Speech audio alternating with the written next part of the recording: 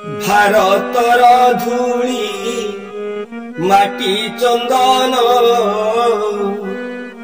भारतर धूली माटी चंदन पुरी धाम प्रति ग्राम पुरी धाम प्रति ग्राम प्रति परिवार प्रभु श्री मंदिर प्रति परिवार प्रभु श्री मंदिर पुआ झिया सीताराम पुआ झिया सीताराम तपोभूमि आम ग्राम देवभूमि आम ग्राम।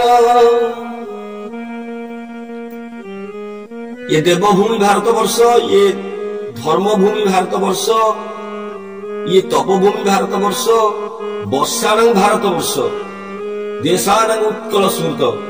ये भारत भली देश सारा विश्व कोठी नहीं एभली धार्मिक देश।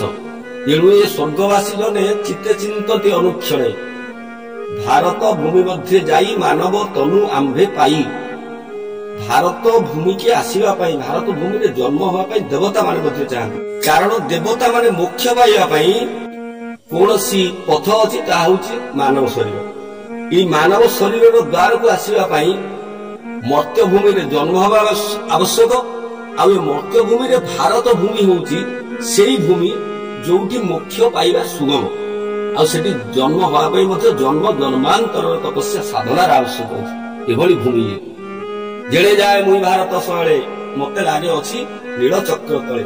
उत्कलमणि गोपबंधु कलम करिसंती जे ए भारते अछि जेते कल्पवट प्रति वृक्षे जगन्नाथटी प्रकट। जेते बटवृक्ष अछि सब वृक्ष रे जगन्नाथ बट जगन्नाथ होइके अछन। तेणु करी से ताक शरीर होउची वृक्ष रे निम्ब दारु रे से दारु रूप रे विराजमान करिसंती रत्न सिंहासन। सी सारा जगतर नाथ होइकी बसिचंती रत्न सिंहासन। सी केवल पुरीर नाथ नुहंती, सी केवल श्रीक्षेत्र नाथ नुहंती। तांको ना होची यूनिक, तांको ना ही यथेष्ट। सी होचंती जगतर नाथ।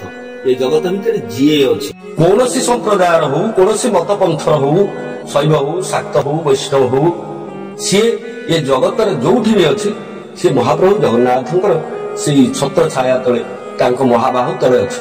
कारण से जगतर नाथ तांकर रूप थाई के नाही नग्न भग्न न पूजय महाप्रभु पाखरे नग्न भग्न प्रपूजय। तांकर हाथ अछि पापुली नाही। कोन से एमती मनुष्य जगत रे अछि जे जन्म होई जार हाथ अछि पापुली नाही। एमती कियो अछि जार आखी अछि पलक नाही। एमती को देवता जन्म होई जति अवतार नैचंती जे अधा पुरुष अधा नारी बेश होती, जे नाक गुणा पिंधती, बोइराड़ी पाट पिंधती।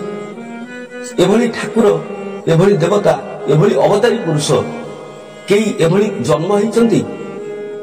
सत्य त्रेतया द्वापर कली ए चारि जुगरे एभली कोनोसी देवता जन्म होई नांती जहांकर ई सब बड़ विचित्र भाव रे गोटे विचित्र गठन शैली। ताको आपण जेमिति सदैव से सेमति हेबे बोली एमति हेइचंती।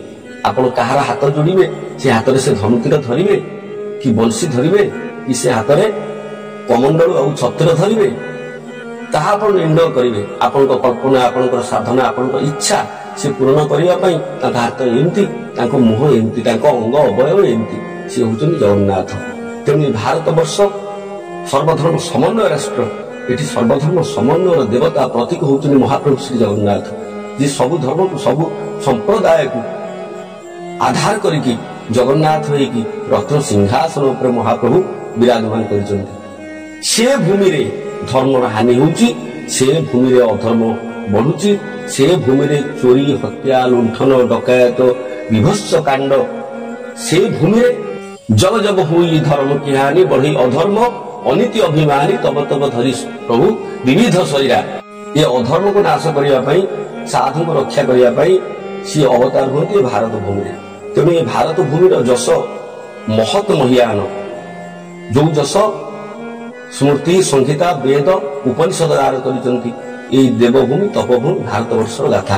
ए भारत भूमि रे अधर्म हुए कहीं जो भारत भूमि की देवता मान देश कहुए जिते 33 कोटी लोक भारत वर्ष थे से कहुला 33 कोटी देवादेवी अच्छा तेणु ये भारत प्रत्येक मनीष हूँ देवता ये देवता हमार संभाव्यता अच्छी बोली मनीष जन्म हुए ये मुख्य मुक्तिर पथ खोजे ये भारत वर्ष अन्याय अनुमति बढ़े कहीं हुए कहीं अधर्म हुए कहीं ये धर्मभूमि तपभूमि ये साधना भूमि असाधु मान जन्म हुए कहीं